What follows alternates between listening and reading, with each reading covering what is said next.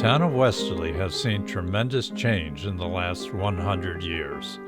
The people born during the early part of the last century lived through a tumultuous time, including the Great Depression and World War II.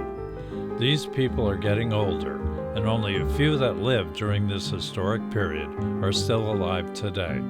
Soon their histories, memories, thoughts, hopes, and reflections will be lost if their stories are not told. Dr. Thomas Salimeno Jr. was born in Westerly, Rhode Island in 1926. I'm 97 years old. My friends call me Tippy, and the reason being my father was Tippy Salimeno, which it was quite a famous name in Westerly.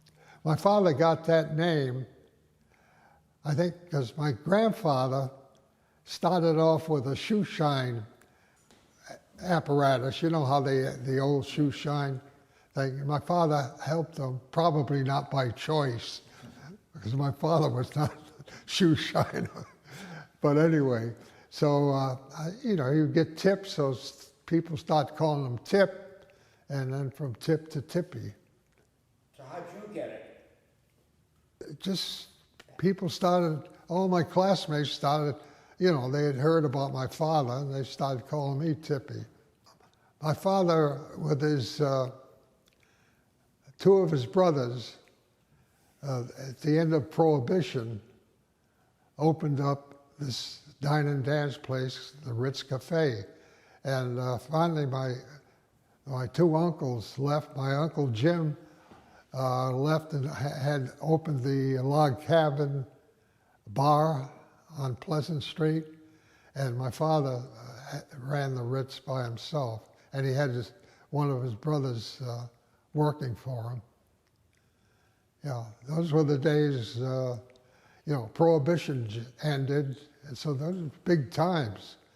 And Connecticut, at that time, I think on Sundays, they couldn't serve liquor, so all the people, and particularly the sailors from the sub-base, would come to the Ritz on a Sunday. He trained Tarzan Brown. Tarzan won two Boston marathons in 1936 and 39. He also participated in the 1936 Olympics, and he had qualified for the 1940 Olympics, but it was canceled because of the war. There were times when I would go out with my father, and we'd drop Tarzan off and tell him where we'd meet. That's how, as a matter of fact, that's how my father met Tarzan. My father was training another Indian, Chief Stanton, and he dropped him off at a certain part, and it was 15 miles, and he said, I'm going to be at the baseball game. I forgot whether it was Bradford or Shannock. He said, come there. So Chief comes, and he says, this kid's been following me for about the last 5 or 10 miles.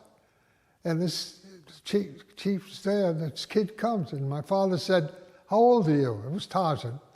He said, 12 years old.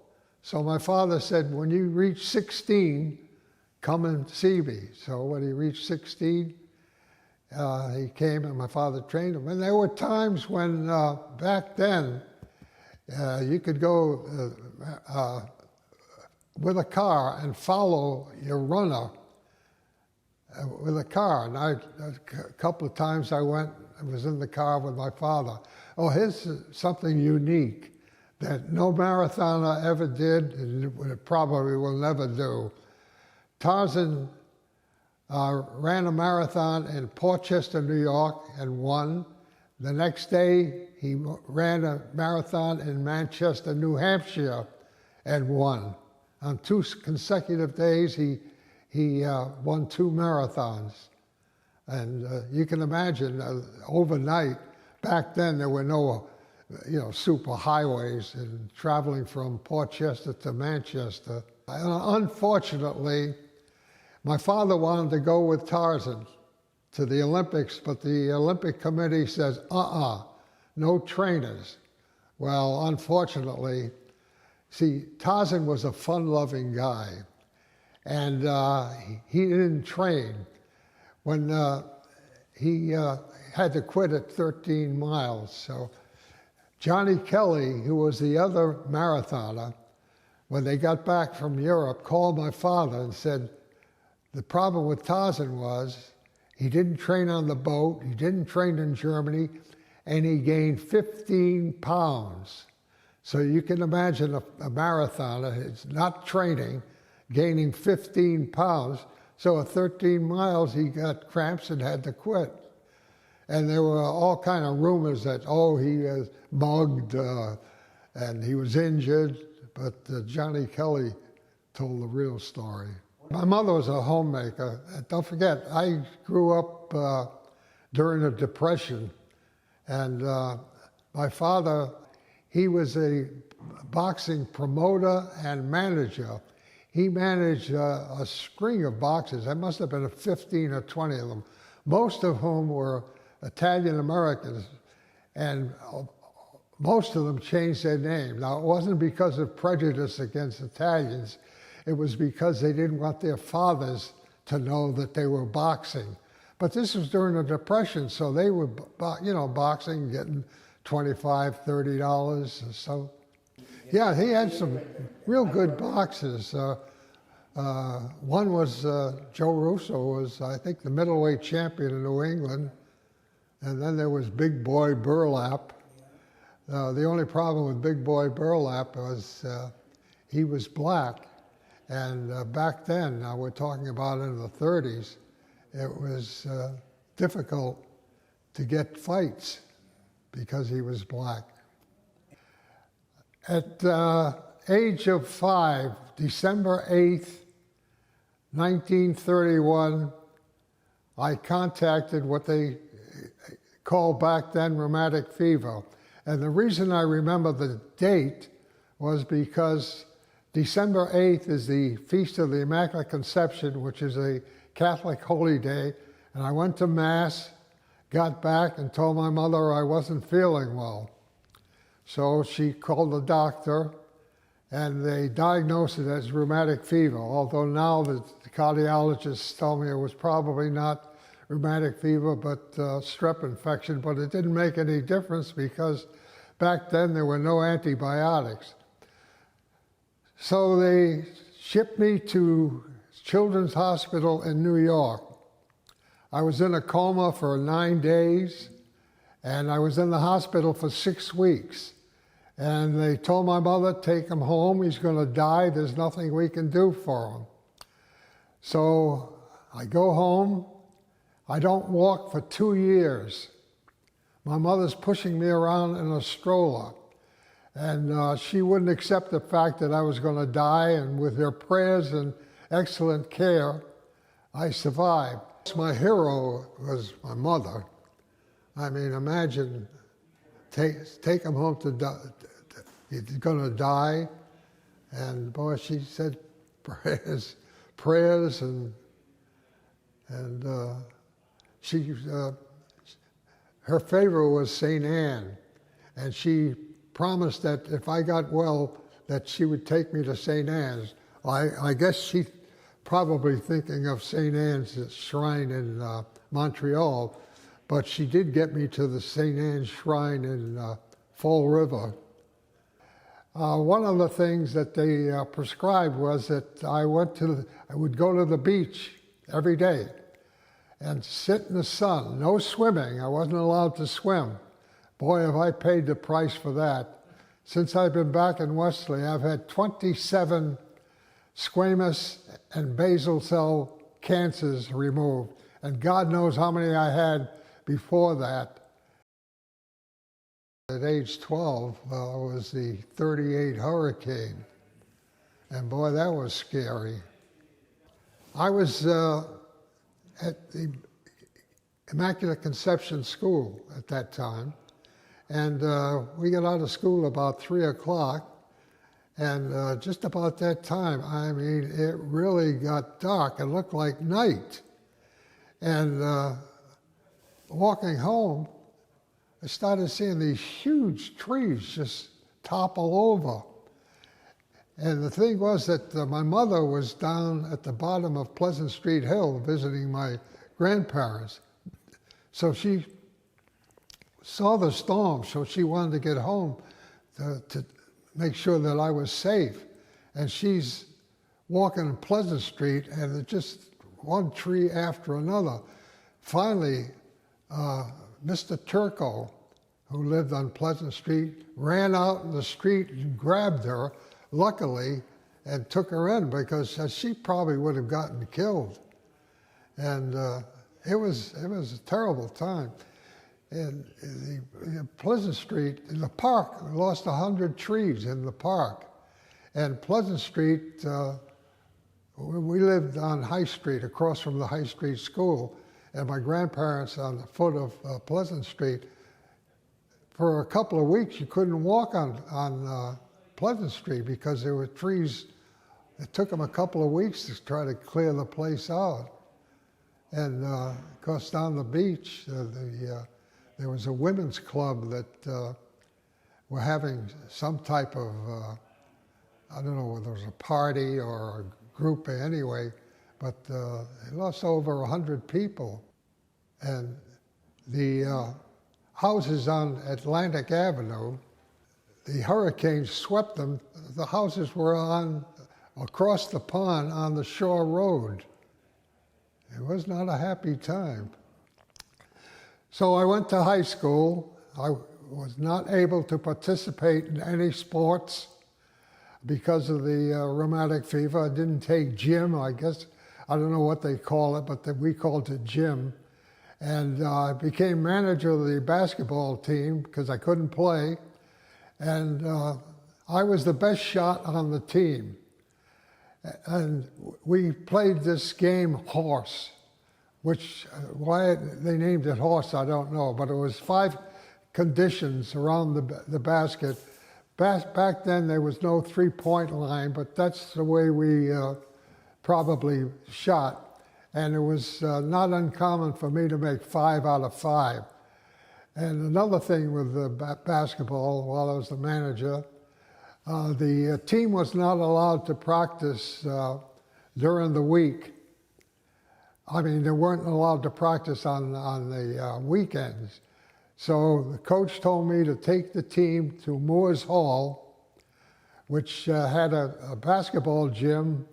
They had built a building with a basketball gym and in the basement a bowling alley, and I would conduct the practices on the weekend. So my junior year, I was 18, because I had lost a couple of years of school, and I got drafted. So I went up to Providence, and they detected the murmur, and I was disqualified 4F. So I graduated high school, went to URI, and from URI graduated class of 49. I went to the University of Maryland Dental School in Baltimore. 1 month into while I was there, 1 month later, I get a letter from the government saying, you have been reclassified 1A.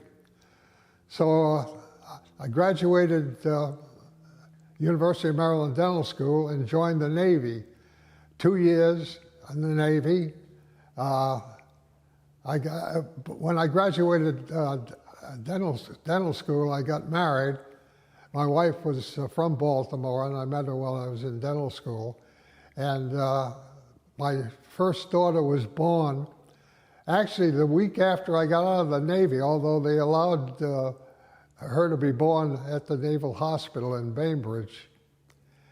So I came to Westerly, and I practiced for a couple of years. I had an office in the Washington Trust Building and practice in Narragansett. And the thing was, when I was growing up, I wanted to be either a physician or a dentist. But back then, physicians had office hours in the evening, and I said, no, that's not for me. I'm a 9 to 5 guy. So here I am in practice, and the practice in Narragansett, I would work until 2 days a week, 7, 8 o'clock at night. And the Westerly office, I did very well because one floor above me was Dr. Al Spicer. Now, Al's grandfather was a dentist, his father was a dentist, and he was a dentist, and he had the biggest practice in Westerly, and he wasn't taking any new patients. So when they came to him, he'd say, go downstairs, see Tom. So I did well, but I didn't like private practice. I didn't like the hours. So I went back in the service. Now, the reason I went in the Air Force rather than the Navy, I enjoyed my 2 years in the Navy, but back then you would go to sea for 6 months, a year, year and a half, and you'd be away from your family. So I went in the Air Force, and it worked out real well. I was never away from my family. And I had a great career in the Air Force. When I was first of all, I was assigned to bowling, and the commander gave me a private dental office and a waiting room, and all I treated were the generals from the Pentagon. So the Air Force sent me to Ohio State to specialize in periodontics, and I got a master in dental sciences. And when I forgot my second daughter was born when I was in Westerly. When I graduated Ohio State, I went to a station in Germany. Great area, Wiesbaden. And while I was there, I was the Air Force consultant in periodontics, which meant I went to various bases in the Netherlands, England, Greece, Turkey, lecturing and performing, showing them how to do periodontal surgery. Following Germany, I went to Eglin, the biggest Air Force base probably in the world, in Florida. And then from there, I went to Brooks Air Force Base, which was the School of Aerospace Medicine. There were only physicians, dentists, nurses, veterinarians stationed there, and mostly research. But my job was the Air Force Preventive Dentistry Officer. Usually it was a 2-year term, but they kept me there for 6 years. I must have been doing a good job, but it was great. And I went lectured, and I became the executive officer and board of directors on the American Society of Preventive Dentistry. I had 3 courses at Brooks for dentists, preventive dentistry courses. So, and from there I went to Okinawa, and I was there for 3 years, which was a great assignment because I did a lot of traveling. Because being a colonel, I could put my name on the list for space available flights throughout Asia, whereas the captains that worked for me, they would go down to the terminal and sometimes sit 2 or 3 days to get a space available flight. But I would put my name a month in advance for the family, so it was great. And from there, I went to Pease, and it was a funny story how I got to Pease. While I was in Okinawa, the dental general came over for a visit. He was a friend of mine, and I showed him some of the stuff that we had gotten for my wife, the bot chains from Thailand, and that bracelet, gold bracelet. And he said, "Tom, I got to have that." So I got it for him and shipped it back to him when he left. And I get a call from Archibald, his deputy. He says, "Tom, my wife saw that stuff you got for Bob, and she's got to have it. And I said, Arch, I'll tell you what, I'll get it for you if you send me to Pease from here. No, no, no, no, no, he said. Pease is too small a base. I can't send you there. I said, Arch, you want to save your marriage? So a week later, he calls me and said, you son of a bitch, I'm sending you to Pease. So I got him to stop. So I'm at Pease, and I figure this is my last assignment. I'll retire from there. I'll stay there. The general comes for a visit. This time it's Stan Kolodny, another friend. And he comes up there and he says, Tom, what the hell are you doing here? This is a small base. You shouldn't be here. He says, we got a big problem at Andrews. So he says, I'm sending you to Andrews. So I go to Andrews and clean up the mess there. I had 4 clinics, 2 at Andrews, a clinic at Bowling, and 1 in the Pentagon. So I was there for a couple of years. I figured I had 2 more years before I had retire. Officers, you had to retire after either 30 years or 60. So I get a call from the chairman of the periodontal department at Howard because two of my friends, Air Force dentists, had retired and were teaching there, and they told him that I was about ready to retire. So he offered me a job. He came to the clinic and offered me a job. And the word got around. So I had, unsolicited, I had 4 offers to teach. And at Howard, Georgetown, Columbia, and Maryland. Well, I accepted Howard because, number one, I was in the area and I didn't have to move. And they offered me more money, for one thing. Now, remember, Howard is the premier black school college in the country. So I was there 8 years. I was outstanding profession 8 years. And this is funny. My last year, this black student comes up to me and says, Doc, you have gone out of your way to help us. You've done things you didn't have to do. We really appreciate it. So he said, we're having a luncheon. So I go to the luncheon. There are 5 black students, 9 black professors, and me. So I said to him, I said, hey, what the hell am I, the token white? He says, no, no, Doc, we don't consider you as white. So anyway, I was there 8 years. My wife died in 1990. She was a heavy smoker. So I stayed till 1991, retired from Howard, and came back to Westerly. Now, I have been to 70 countries in all 50 states, and I didn't find any place I liked better than Westerly. So I took care of my mother for I don't know how many years. She finally died 3 months shy of 103. So I was living alone, and my youngest daughter was divorced and had moved to Westerly, and with a grandson. She said, Dad, why don't we sell our houses and buy one and live together? So we did that, and unfortunately, she's got myeloma, so rather than her taking care of me, it ends up where I'm taking care of her a lot.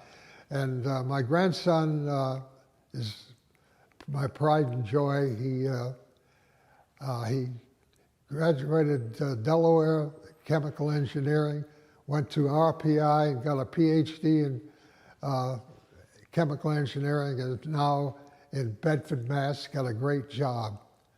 At age 86, 11 years ago, I had a double bypass, a valve replacement, and a valve repair. This is probably the result of the rheumatic fever or strep infection I had when I was a child.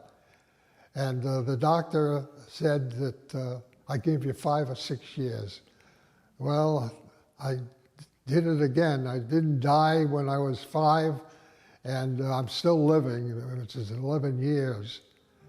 So I've had a very good life, storied life, like I said, 70 countries, all 50 states, and I've enjoyed every minute of it. I never found any place I liked better than Westerly.